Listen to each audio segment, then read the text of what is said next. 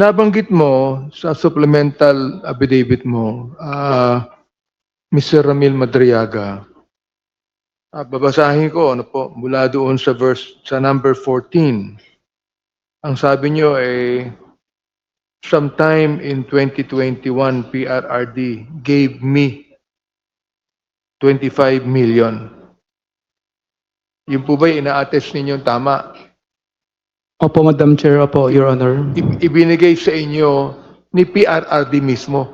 Siya Opo. personally, yung 25 million. Opo, Madam Chair. Opo, Your Honor. Pero sinasabi niya, wala siyang pera eh. Meron po. Meron. Madami po. Oh, itong 25 million na ito, ang sabi mo dito, to purchase high-end motorcycles.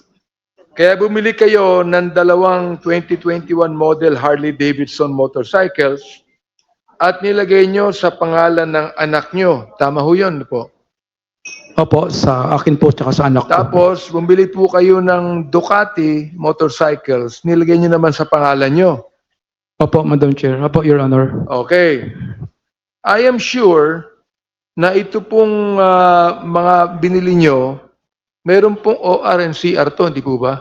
Opo, Madam Chair. Opo, Your Honor. Yun po ba itinatago ninyo? Opo. At Your Honor. ilalabas nyo po sa tagtang panahon? Opo, Your Honor.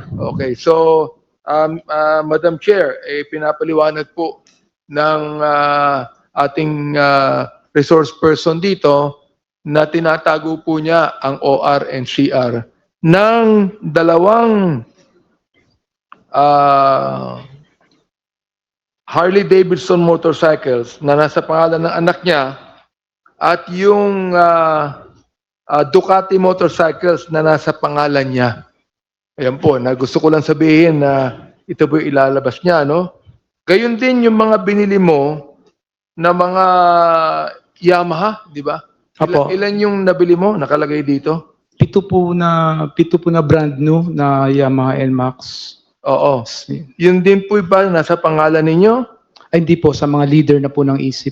Ang sinabi po ninyo, lahat po ng mga ito, number 18 nakalagay nyo, all purchases of these motorcycles, including the aforementioned accessories, were paid in cash using the money given to me by PRRD. Opo, Tama Your ho Honor. ba yun? Opo, Your Honor. Akala ko wala siyang pera. Madami po. Marami siyang pera. Opo. Gusto ko lang po ipaliwanag na marami pa lang pera si PRRD. Hindi po si BP Sara nagbigay sa inyo. Hindi po. Alright. Ngayon, the fact na pwede niyong ibigay, siguro, Madam Chair, hindi lamang dito sa committee hearing na ito, kundi kung na yan po ay nasa Senado na, ay pwede mong ibigay yan. O pwede mo rin ibigay sa amin ngayon para makita po namin. Ngayon, yung pong inyo ring binanggit na 175 million. Siya pala, ito pong 25 million na ito po ba ay personal na pera ni Presidente, dating Presidente, o ito po ikinuha rin naman sa gobyerno? Personal po. Personal. Opo. Hindi po sa gobyerno yan. Hindi po. Okay. Honorable Abante, the last question is a probing question already. So may I solicit a motion to strike out from the record the last question and the last answer of Madriaga Tulad po ng as to the nature of the money that was handed to him. tulad po ng sinabi ni Congressman Rufus, I submit to the Yes, may I solicit a motion? So moved, Madam Chair. There is a motion to strike out from the record the last question on the nature of the money that was handed to Ramil Madriaga. Is there a second?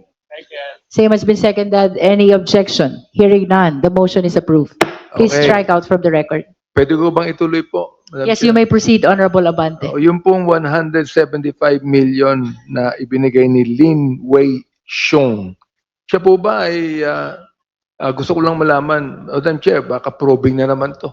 Di ba? Ito That's pong why please be very careful. si Make Lin- sure that gusto your ko lang question po- is pwede po already ba in the sabihin- affidavit. Pwede ba tanungin dito kung si Lin Wei Xiong ay isang Chinese president? I think that will be a probing question also because that Oo. is outside the context of the affidavit of the resource person. Alright. 100 million po ay galing kay Maestrado Lim. Tama ho ba yun? Sinabi Tama mo? po. Your Honor. Ito po bang mga pondong ito, may mga kasamang documentation o deed of donation or acknowledgement receipt sa inyong pagkakaalam? Is that stated in the affidavit also? Nakalagay din po. Opo, Wala. Madam Chair. All right, you may proceed. Yung 100 million po, tsaka yung 175 million, through phone calls lang po yun na to pick up para gamitin namin pondo sa ISIP Pilipinas, Madam Chair. Oo. Okay. Doon po sa pictures ng Annex A, nakalagay po ba ito sa inyong supplemental affidavit? Ito pong manager's check? Nakalagay din po ba ito sa inyong Opo. supplemental? Ano po itong manager's check na ito? 84,200,000. Ano po nakalagay sa inyong supplemental affidavit? Tungkol po dito, pakita nga natin. Can we flash that portion of the affidavit, subject matter of the clarificatory hearing?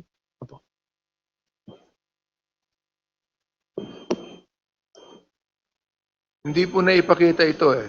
Ito ba kasama din yung 4.8 million na manager's check? Kasama rin to sa inyong supplemental affidavit. Opo, kasama po. Kasama rin po. Medyo mapakita natin. The allegation on the 4.8 million in the affidavit.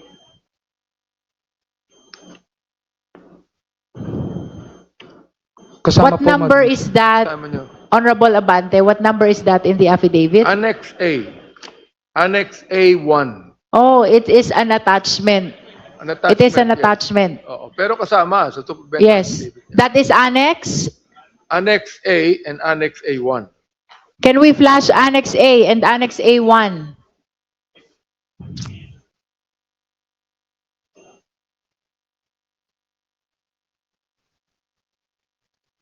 We are reminding the justice members that our clarificatory questions are limited to 5 minutes only. If that will not be sufficient, you will be listed for the second round.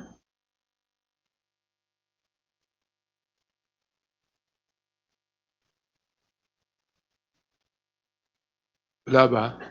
Annex A and Annex A-1. These are attachments to the impeachment, to the supplemental affidavit of Mr. Madriaga. Kindly flash. There. Ayan. Okay, Pero let's start hindi- with Annex A. Hindi nyo po nailagay sa inyong supplemental affidavit kung sino nabigay sa inyo. Itinawag po ni dating Presidente Duterte na pick upin ko po sa safe house namin sa Eastwood. Yung 2 cheque, tsaka cash. Pero 2 cheque po na yan, hindi ko po na ipinalit kasi wala po akong account sa land bank. Tsaka masyadong malaki po. Alam ko po pwede akong ma-imbestigahan sa Ay, di, pero AMLAC. cheque eh. Di ba? So, walang bigat yan. Di ba? Opo. Cheque, no? Opo. Ang bigat na sinasabi mo, eh baka sa AMLAC, ganun. Opo, yung inisip ko po pag dineposit ko po. Madam Chair, pwede po ba nating ipatawag ang ilang mga pangalan dito nabanggit ni Mr. Ramil Madriaga? For example, like si Antonio Monsayak, si Colonel Nolasco, si Colonel La Chica, pati yung Gina Acosta. We will defer our concern on issuing subpoena for additional witnesses until we have presented all the resource persons, rather, who have Alright. complied already. We have a Alright. long list of resource persons already in line. Dalawang tanong na lamang po. Ito pong relationship ninyo with the respondent. Sinabi po ni VP Sara na dininay niya na meron kayong personal or professional relationship. Yun ang pagkakasabi po niya. Pero, yung pong nakita namin mga picture, nagsasabi na talagang kilala niyo siya. Ano po? Opo, Madam Chair. Meron po ba kayong ebidensya like ng logs, visitors entries or gate passes sa Malacanang o Davao City Hall O sa OBP That office. is a probing question already, Honorable Abante. Okay. Wala siguro. Anyway, yun lang po. At meron pa pero hindi ko na itatanong. Baka probing question uli. Alright. Thank you. Maraming For the salamat guidance po. of the Justice members, we are reminded to confine our questions to merely clarificatory because this is just a clarificatory hearing. We are not holding a trial. Your probing questions must be raised during the stage of the trial already.